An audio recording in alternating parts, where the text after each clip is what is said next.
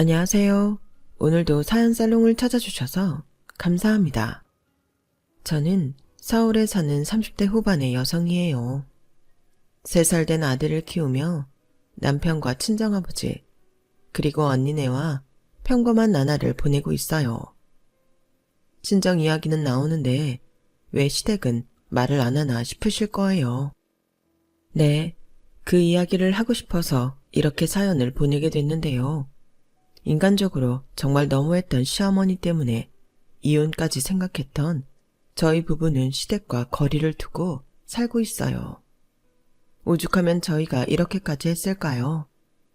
지금부터 그 이야기 시작해 볼게요. 남편은 중학생 때 아버지가 돌아가셨다고 해요. 시어머니는 남편과 형을 어떻게든 잘 키우겠다고 이를 악물고 사셨대요. 그게 남편 눈에도 보일 정도로요. 명문대를 보내기 위해 비싼 과외비를 대시고 철저하게 하루 일과를 관리하는 걸 당신 인생이라고 생각하셨다더군요. 그런 건 정말 대단하고 아무나 따라할 수 없는 것 같아요. 저는 시어머니의 노력과 정성까지 폄하하려는 게 아니에요. 명문대를 나와 대기업에 다니는 남편이니 시어머니 입장에서는 어떤 며느리가 와도 눈에 차지 않으셨던 것 같아요. 남편이 저를 만나기 전에도 결혼할 뻔한 여자가 있었는데 시어머니가 극렬하게 반대하고 여자한테 심한 모욕을 줘서 결국은 헤어졌고 남편은 저를 만나기 전까지 몇 년간 아무 여자하고도 사귀지 않겠다고 결심할 정도였다고 해요.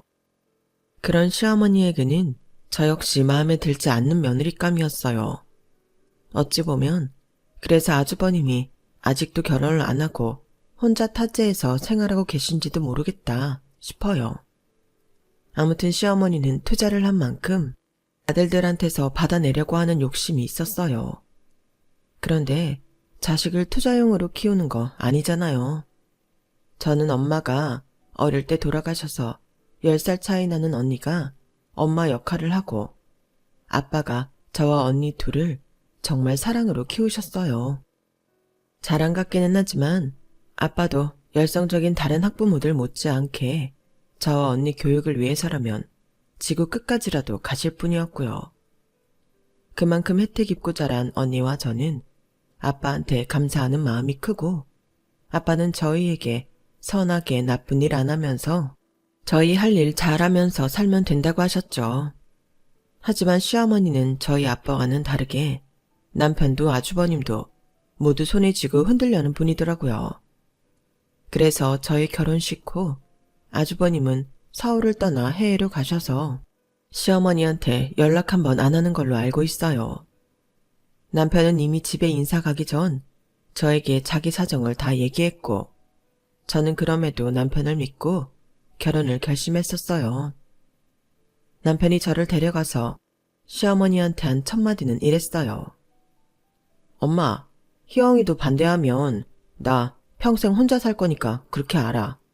나는 엄마가 중매쟁이 통해서 만나라고 성화 부린 여자들보다 희영이가 훨씬 좋으니까 그렇게 알라고. 네가 만나보기나 하고 그런 말을 해야 설득력이 있지. 그래, 다 니들 마음대로 하고 살아. 뼈 빠지게 헌신해서 키워놨더니 다 지들 멋대로 하겠대. 집안 꼴 잘 돌아간다. 시어머니는 화를 버럭 내고는 방으로 들어가 제가 갈 때까지 나와보지도 않았어요. 그게 시어머니와 저의 첫 만남이었어요. 저 역시 남편만큼은 아니어도 남들이 들으면 괜찮다고 하는 대학 나와서 금융권 회사 다녔거든요. 연봉도 다른 회사보다 높아서 부러워하는 친구들도 있었고요. 하지만 시어머니는 이렇게 말했다고 해요. 여자가 남자보다 돈 잘 벌어서 뭐 하겠다고? 남편 기죽이며 기세 등등한 거 아니겠어? 음악이나 미술 같은 거에서 소소하게 아이들 가르치고 꽃처럼 예쁘게 집에서 남편 내조하며 돈도 버는 며느리가 최고지. 원래 그런 순수 예술한 애들이 집안도 좋고 화초 같더라고. 나도 그런 며느리 원했는데. 아휴, 직장에서 남자들이랑 똑같이 일하는 거면 얼마나 기가 세고 거칠겠어. 그러더니 이번에는 엄마가 돌아가신 걸 가지고 꼬투리를 잡더라고요. 엄마가 몸이 약해서 지병으로 돌아가셨다니까 저한테 건강검진 진단서 큰 병원에서 다시 떼우라며 난리였어요. 사실 저는 시어머니가 말하기도 전에 스스로 건강진단서를 떼서 시어머니한테 드렸는데요. 서울대병원이라도 가서 다시 해오라며 제가 보여준 건 인정 못하겠다는 거였어요. 그때 남편이 크게 한 소리 했어요. 그럼 나도 아빠 일찍 돌아가셨으니 서울대병원 가서 건강검진 해야겠네. 아빠는 암으로 돌아가셨는데 나도 암 걸리는 거야? 엄마, 요새는 후성 유전자설이 더 신빙성 있다고 하잖아. 그러니까 말도 안 되는 억지 부리지 마. 엄마 진짜 며느리 없이 그냥 살고 싶어? 아들 둘 다 결혼 안 했으면 좋겠냐고. 확실히 하자는 게 뭐 나쁘니? 나는 네가 호랩이 될까봐 걱정돼서 그런 거지. 다른 뜻 없다. 알았으니까 니들 알아서 해. 그날의 만남은 또 그렇게 끝이 나고 말았고 저는 잠시 이 결혼을 해야 하나 회의감이 들었지만 결혼을 시어머니랑 하는 것도 아니고 남편이랑 해서 남편하고 살 건데 너무 마음에 두지 말자 다짐했어요. 그런 와중에도 시어머니가 태클을 걸지 못한 게 있었는데 바로 저희 친정의 경제력이었어요. 저희 친정이 강남에 있고 송파구에 제 이름으로 된 집이 있어서 거기서 신혼살림을 할 거라고 하니 대강 우리 집 재력에 대해 눈치를 채는 것 같더라고요.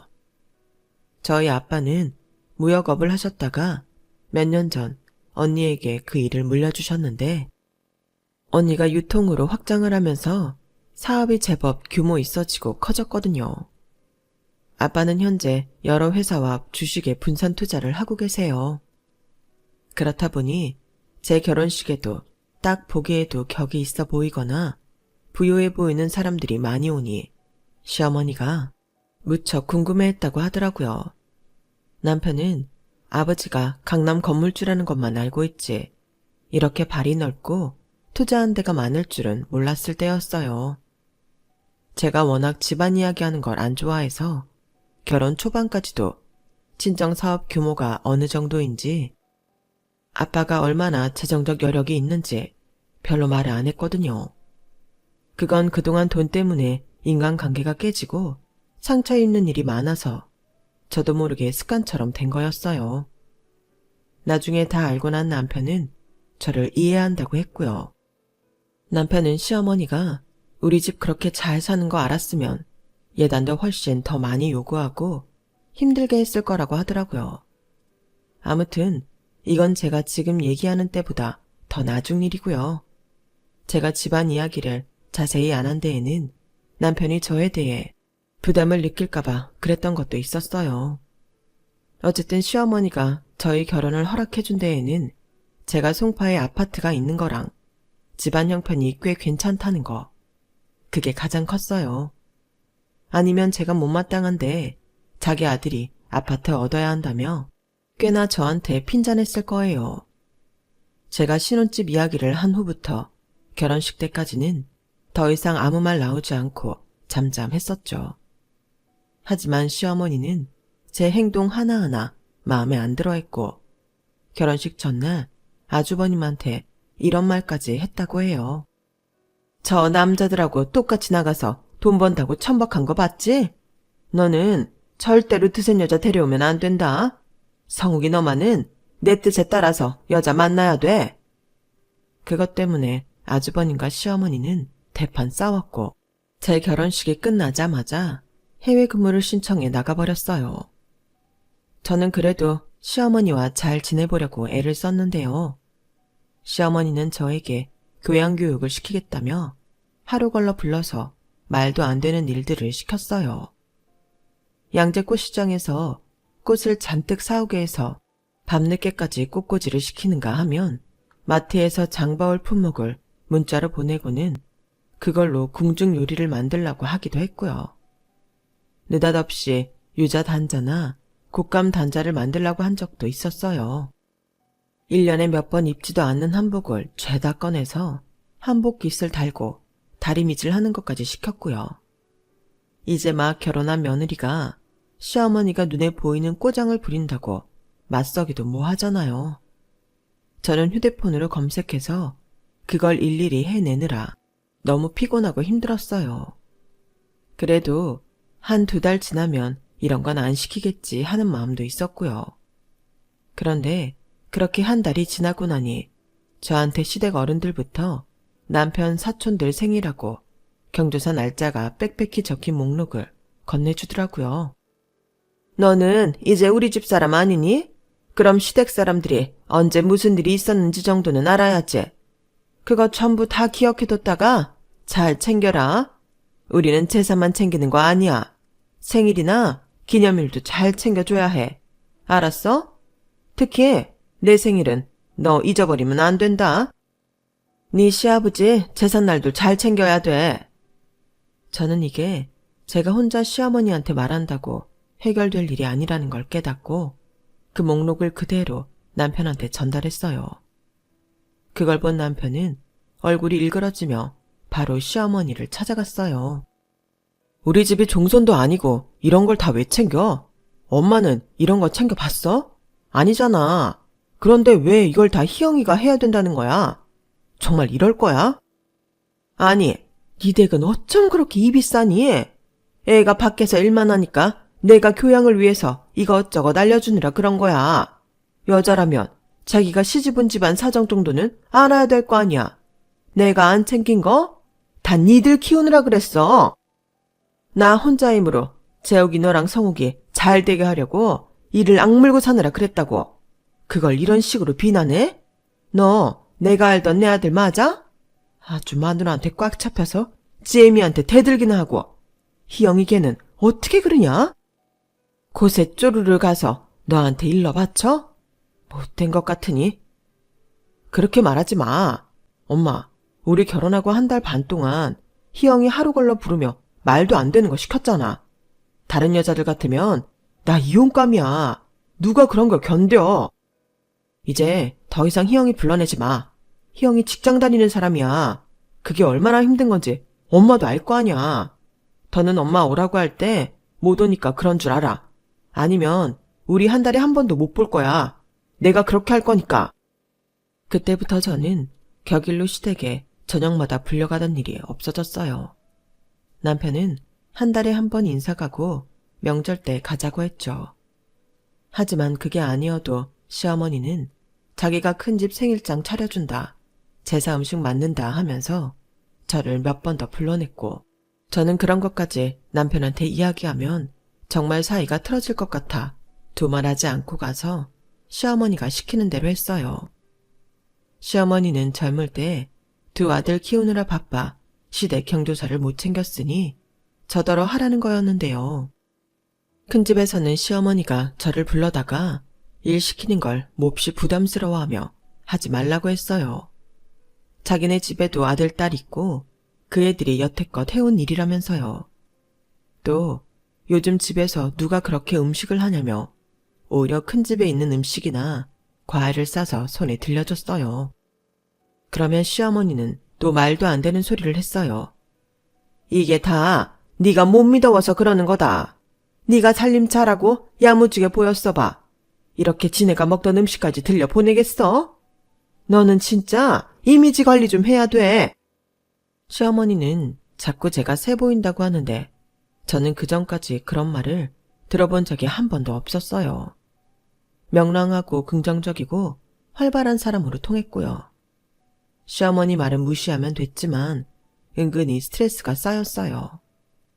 나중에 알고 보니 시어머니는 지방에 있는 종갓집에 잘 보여서 재산 받을 때 유리한 위치에 있으려고 그러는 거였어요.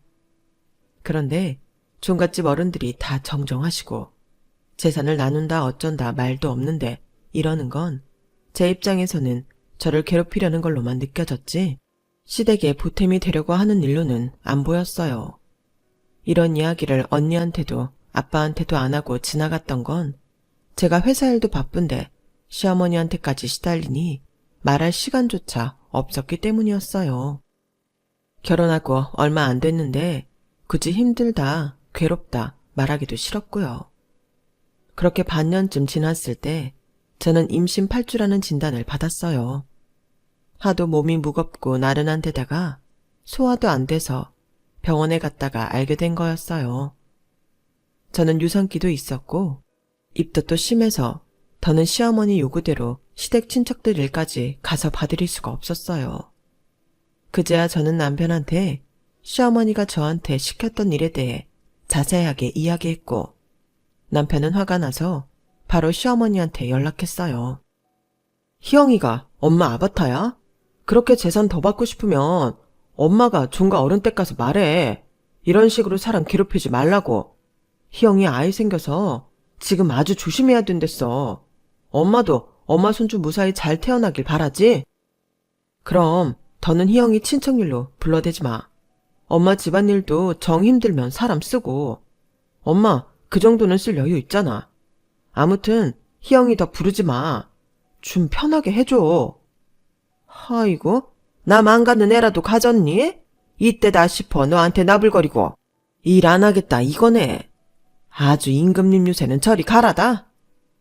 시어머니는 휴대폰 넘어 저한테까지 들리게 제 흉을 보고는 전화를 탁 끊더군요. 그러더니 나중에 저한테 따로 전화를 해서는 너 애 들어섰다고 우리 재욱이 소홀히 하면 안 된다. 내가 우리 재욱이 어떻게 키웠는지 너도 알잖아. 지금까지 말 안 했다만 회사도 휴직한다고 하니 한 소리 해야겠다. 아침에 재욱이 빵 조각 먹여서 보내지 마라. 제대로 된장찌개 끓이고 계란말이하고 나물. 매일 새로 무쳐서 내. 어머니, 저 그냥 놀고 먹으려고 휴직한 거 아니에요. 초기 유산기 있고 입덧 심해서라고요. 제가 지금까지 어머니 하라고 시키신 거 안 했나요? 남편한테 말은 했지만 그래도 시어머니가 몰래 불러내신 거 다 같잖아요. 아무리 전통 있는 집안에 시집간 애들도요. 시어머니 시킨다고 단자 만들고 궁중요리하고 그러지 않아요. 그것도 가르쳐주는 사람도 없이 혼자 일일이 검색하면서 만들었는데 제가 그거 갖고 뭐라고 한 적 있어요? 제가 아무리 마음에 안 드셔도 이러는 거 아니죠. 제가 감정이 북받쳐 버럭 소리를 내자 시어머니는 제 반응이 의외라 놀랐는지 별말 못하고 전화를 끊었어요. 저는 남편한테 지금 같아서는 한 달에 한 번도 시댁에 가고 싶지 않다고 했고 남편도 그러라고 했어요. 그리고 너무 속이 상해 그제야 언니한테 그동안 있었던 일을 이야기하게 됐죠. 아니, 니네 시어머니 정말 이상하다. 대체 그게 뭐 하는 짓이라니? 지금이 무슨 60년대야? 와, 아들 잘나게 키운 엄마들 다 그렇게 유세 떨면 어떤 여자들이 결혼을 하겠어? 남의 집 귀한 딸한테 대체 무슨 짓을 하는 거야? 너무 답답하고 속상해서 말했어. 그래도 재욱 씨가 내 편 되어주고 나 대신 시어머니한테 할 말도 해줘서 그나마 위안이 돼. 아빠한테는 말하지 마. 아빠 속상해 하실 거야. 알아. 아빠는 너나 나나 결혼해서 재미있게 잘 사는 줄 아시는데. 뭐 나는 괜찮은데 다시 말하지만 니네 시어머니 진짜 이상하다. 우리 시어머니 어떻게 하시는지 좀 알려주고 싶을 정도네. 언니네 시댁은 시아버지도 가정적이고 화목한 집안이었어요.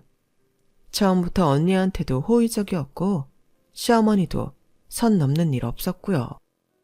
제가 딱 봐도 서로의 관계가 자연스러운 게 꾸미는 게 없더라고요. 그런 걸 보면 언니가 부럽고 시어머니는 대체 왜 그러는지 이해 안 되고 속상할 때도 많았죠. 어쨌든 저는 한동안 시어머니와 마주칠 일 없이 잘 지냈어요. 그러다가 제가 안정기에 접어들자 시어머니는 또 한 달에 한두 번 불러내서 별일 아닌 것까지 시켰어요.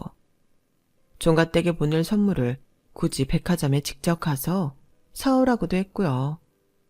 저는 그동안 시댁에 얼굴을 보이지 않은 것에 좀 미안한 마음이 있어서 남편한테 말 안 하고 시어머니 시키는 대로 했는데요. 결정적으로 시어머니가 실수를 한 일이 있었어요.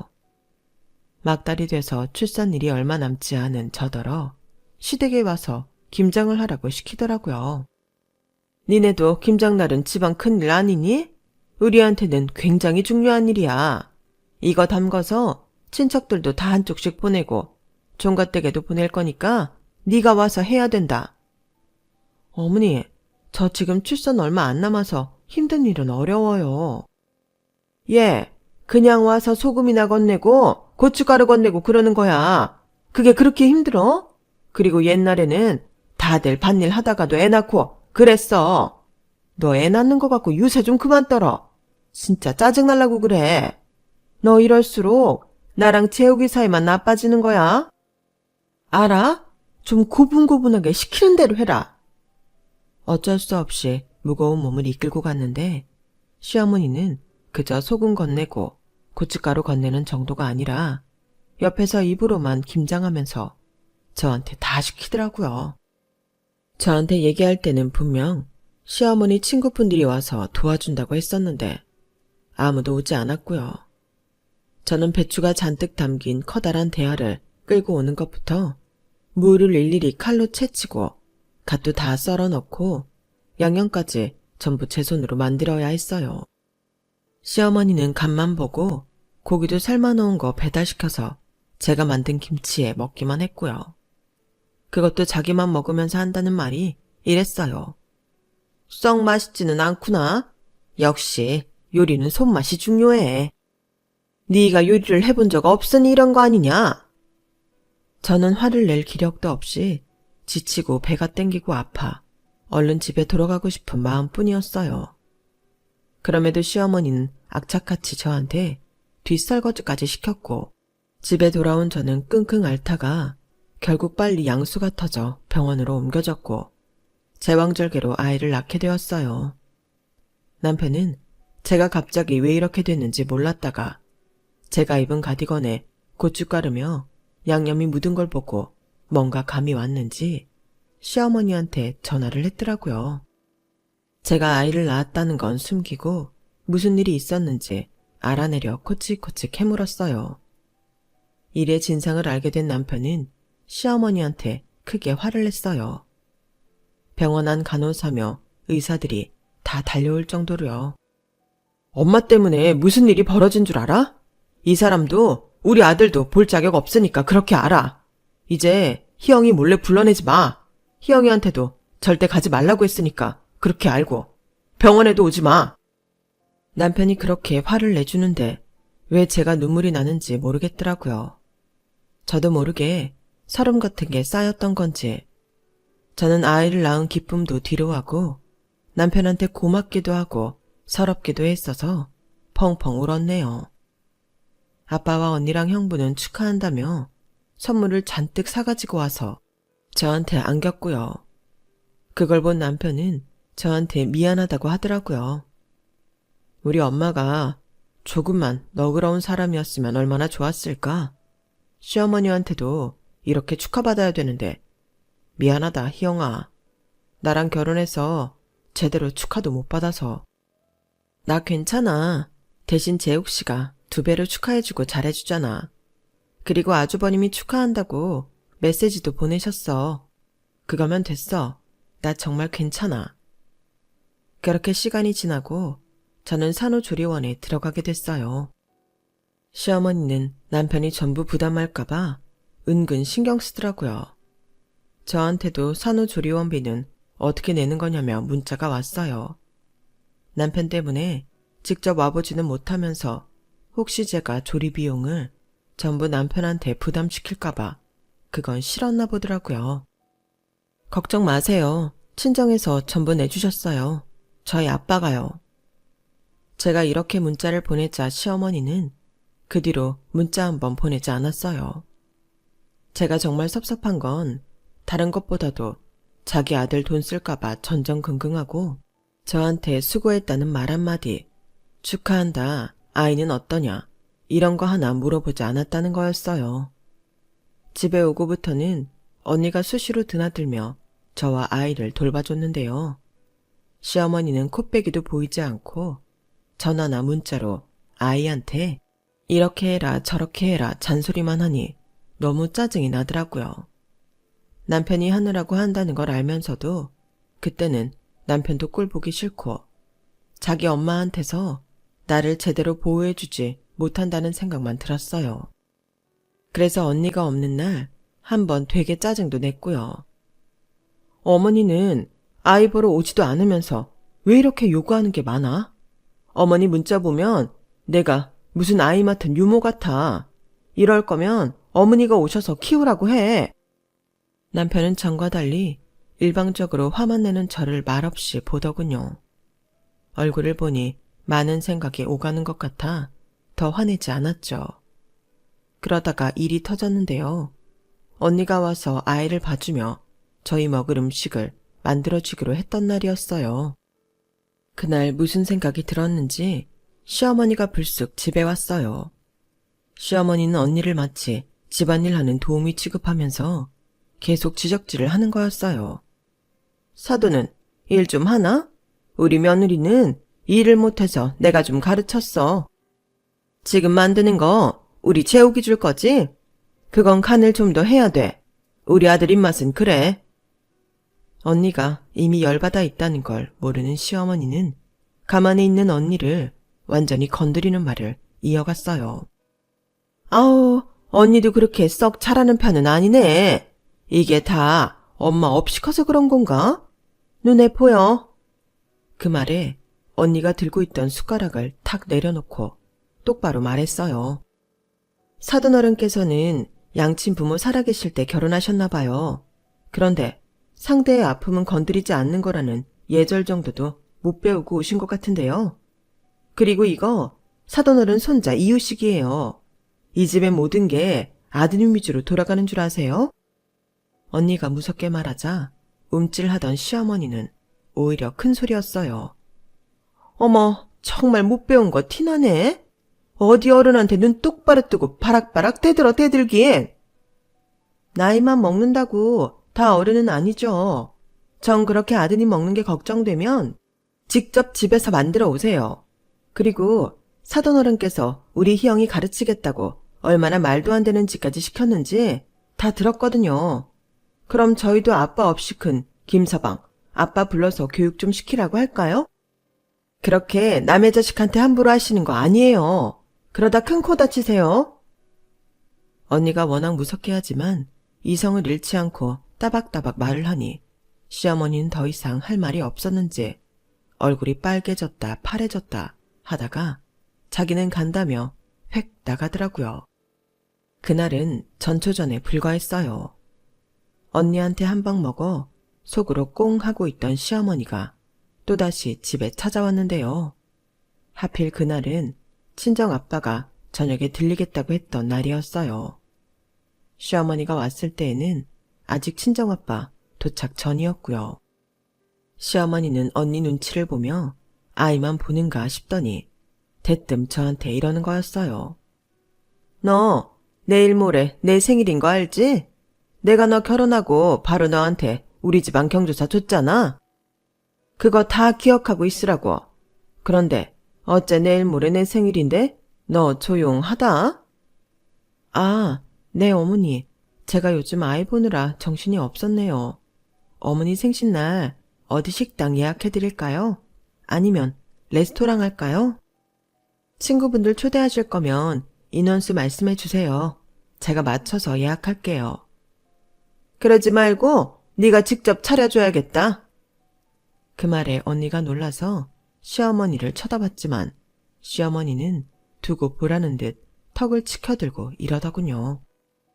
우리 같은 집안은 결혼하고 처음 맞는 생일은 며느리들이 제 손으로 다 차려주는 법이다. 너도 그래야 되지 않겠어? 큰 집, 작은 집 숙모들도 올 거고 한 20인분 준비하면 되겠구나. 어머니, 아무리 그래도 제가 지금은 음식 준비하기 어려워요. 이제 막 몸 풀고 한 달 조금 넘었잖아요. 이번에는 식당에서 하시고 제가 내년 생일 챙겨드릴게요. 그러자 시어머니는 큰 소리로 언니를 쳐다보며 말했어요. 그럼 사돈이 대신 와서 하면 되겠네. 안 그래? 집에서 뭐 하는 일 없지? 애들도 혼자 라면은 끓여 먹을 나이는 됐던데. 그날 우리 집 와서 음식 좀 해. 내가 수고비 줄게. 그때였어요. 현관에서 인기척이 들리더니 아빠가 들어왔더라고요. 저랑 언니도 놀라고 시어머니도 놀랐죠. 하지만 시어머니는 이내 아무 일 없는 척 시치미를 떼더군요. 그런데 아빠가 먼저 입을 여셨어요. 지금 뭐라고 하셨어요? 우리 희영이한테 20인분 음식을 하라고 하셨어요? 희영이가 못하면 우리 큰애 보고 하라고요? 아니 사부인, 우리 애들이 사부인 집안 도움입니까? 이제 막 첫 아이 낳아 힘든 애랑 그런 동생하고 조카 돌보려고 바쁜 시간 쪼개서 온 애한테 이게 무슨 말도 안 되는 소리입니까? 아니, 뭐가 말도 안 되나요? 며느리가 며느리 노릇 못하니 그 가족이라도 대신 하라는 건데요. 세상에, 지금까지 우리 딸 이런 식으로 취급하셨어요. 나는 우리 딸 결혼해서 사랑받고 잘만 사는 줄 알았는데. 아빠는 화가 나서 바로 남편한테 전화를 했어요. 그랬더니 남편은 집 앞이라고 금방 올라간다고 하는 소리가 휴대폰 너머로 들렸어요. 잠시 후 남편이 도착하더니 집안을 쓱 보더군요. 그러더니 상황 파악이 된 것 같더라고요. 아빠는 화가 잔뜩 나서 남편에게 말했어요. 자네, 희영이 자네 어머니 때문에 심한 고생하는 거 알았나? 어떻게 자기 손자 낳고 한 달밖에 안 된 며느리더러 20인분 음식을 하라고 할 수 있나? 그걸 못하면 우리 첫째 보고 하라니. 자네 어머니 이런 식이었나? 나 그냥 못 넘어가. 산후조리원 들어갈 때도 돈 한 푼 지원 안 해주시는 거 보고도 참았어. 사람 사정이 안 좋으면 그럴 수도 있지. 해주고 싶은데 못 해주는 심정 오죽했겠나 하면서. 근데 그게 아니네. 자네 계속 우리 희영이 마음고생 시킬 거면 갈라서게. 아니면 오늘 이 자리에서 자네 어머니한테 말씀 잘 드려. 그러자 시어머니는 발끈하면서 펄펄 뛰었어요. 아니, 남들 안 낳는 아이 낳았어요? 막말로 요새는 남자아이 대단하지도 않아요. 지금은 딸이 귀하다고요. 세상에 저렇게 몸 보전 오래 하고 누워있는 며느리가 어디 있나요? 자식들 교육을 어떻게 시켰길래 이 모양이냐고요. 이제는 제가 참을 수 없어서 나섰어요.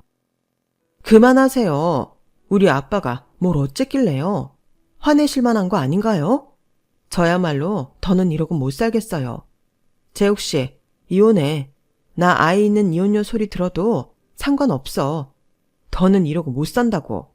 그러니까 어머니 계속 저러시면 이혼이야. 그런 줄 알아.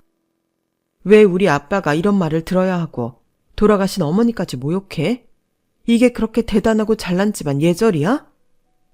그 말에 남편은 얼굴이 하얗게 질렸어요. 이혼이라니 무슨 소리야.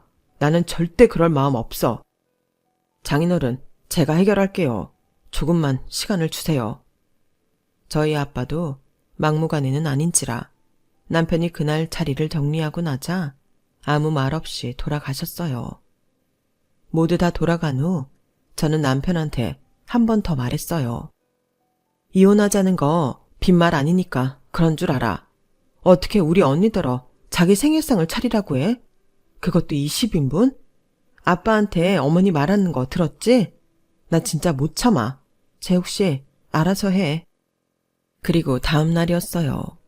아침에 남편이 출근도 하기 전에 시어머니가 또 들이닥쳤어요. 어디 함부로 이혼 소리 내뱉는 며느리 면상 좀 보자. 너야말로 혼자 애 키우며 고생 좀 해봐. 재욱이 너 진짜 쟤랑 계속 살 거야? 나는 저 집에 미련 없다. 엄마, 진짜 왜 이래? 나 엄마 때문에 너무 창피해. 창피하긴? 뭐가 창피해? 솔직히 저 집 건물 하나 있고 돈 좀 있다고 천박하게 구는 거 내가 신물이 난다.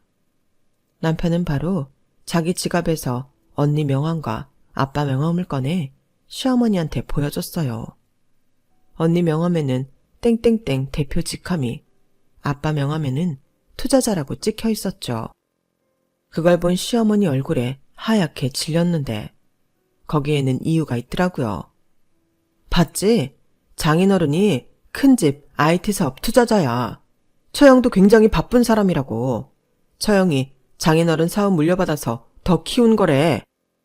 그렇게 바빠도 워낙 가정적이라 시간 쪼개서 희영이 봐주고 계신 건데 엄마가 그러면 어떡해? 이게 정말이야?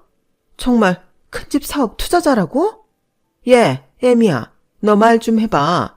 네 언니가 사돈이 진짜 대표야? 네, 제가 웬만하면 티 안 내려고 했거든요. 언니 일도 그렇고 아빠가 큰댁 투자하고 계신다는 거 제 입으로 말하기 좀 우습잖아요. 큰댁에서는 막 결혼했으면서 거들먹거린다고 하지 않겠어요?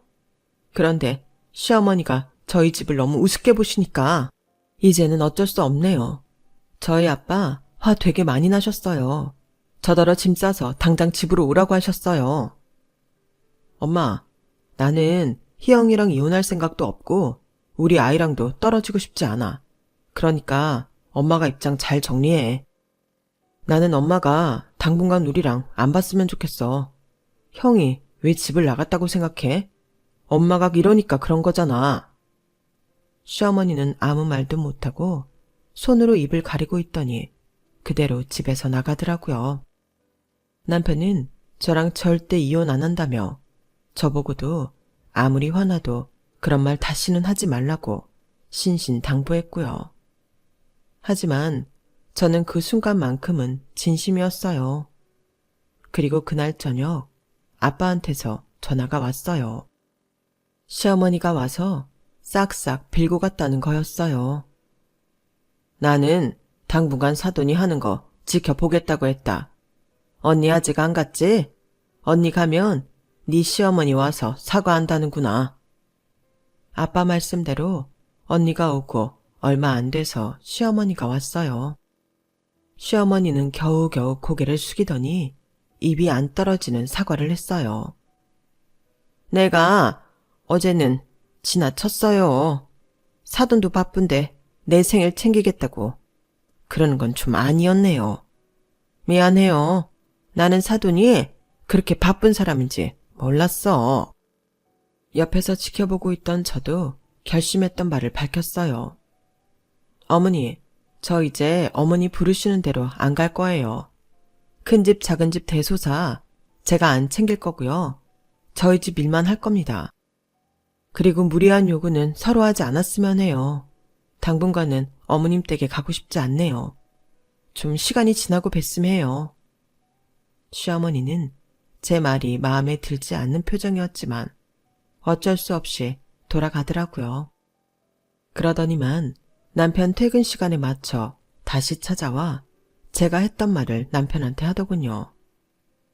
암만 화가 난데도 우리 집에 발을 끊겠다는 건 아니잖아. 이건 너랑 내 사이도 갈라놓는다는 거 아니야? 엄마가 일을 그렇게 만들었다는 생각 안 들어? 지금 희영이 힘들고 예민할 시기인 거 알잖아. 그리고 나도 결심한 바가 있어. 나도 당분간 엄마랑 떨어져 있고 싶어. 이렇게 찾아오지 말고 엄마도 혼자 있는 시간을 가져봐. 시어머니는 남편 말에 부르르 떨더니 가방을 챙겨나가며 이러더라고요. 내가 굴욕적이게 제 아빠랑 언니한테 고개까지 숙였는데 나더러 연락하지 말라니. 됐다. 나도 너 같은 아들 필요 없어. 결국 시어머니는 진심이 아니라 어쩔 수 없이 사과를 했던 거였어요. 남편은 아빠를 찾아뵙고 대신 사과하며 앞으로는 제가 제대로 대접받고 살게 만들겠다고 약속했어요. 화가 잔뜩 났던 아빠는 그 말에 화를 푸셨고요. 그런데 어쩌다 이게 큰집 귀에까지 들어가서 남편 큰아버지가 시어머니한테 한 소리 했다는 거였어요.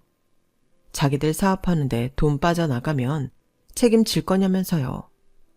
다시는 저 데리고 와서 일 시키지 말라는 말까지 했다네요. 시어머니는 저로 생색내며 집안 제사도 챙기려다가 본전도 못 건지고 여기저기 신용만 잃은 꼴이 됐어요. 그렇게 시어머니와의 사이가 정리됐고 어쩌다 보니 저희는 시어머니와 3년 가까이 거의 왕래 없이 지내고 있어요. 물론 생일이나 명절 때 선물 보내드리고 문자도 하는데요. 시어머니는 그런 것에도 일절 답이 없어요. 아직도 저는 시어머니한테 찾아가고 싶지 않네요. 무엇보다 남편이 아직은 가고 싶지 않다며 완강해요. 자기 엄마가 손자도 찾지 않는다며 섭섭하다고 하면서요. 그러고 보면 시어머니는 우리 아이 생일에도 선물 한 번 보낸 적 없어요. 참, 이런 할머니가 또 있을까요? 대신 친정아빠와 언니네 집에서 잘 챙겨주기는 해요. 언젠가는 다시 왕래하며 지내겠죠. 그래도 시어머니를 좋아할 수는 없을 것 같아요. 그냥 우리 가족끼리 서로 위하며 잘 지내면 최고가 아닐까 싶네요. 제 이야기는 여기까지예요. 들어주신 분들 감사드려요. 가족들과 행복한 일만 있는 올 한 해 되시길 바랍니다. 여러분, 사연 댓글에 응원과 현명한 조언 부탁드려요. 좋아요와 구독은 저에게 큰 힘이 됩니다. 오늘도 좋은 일 가득하세요.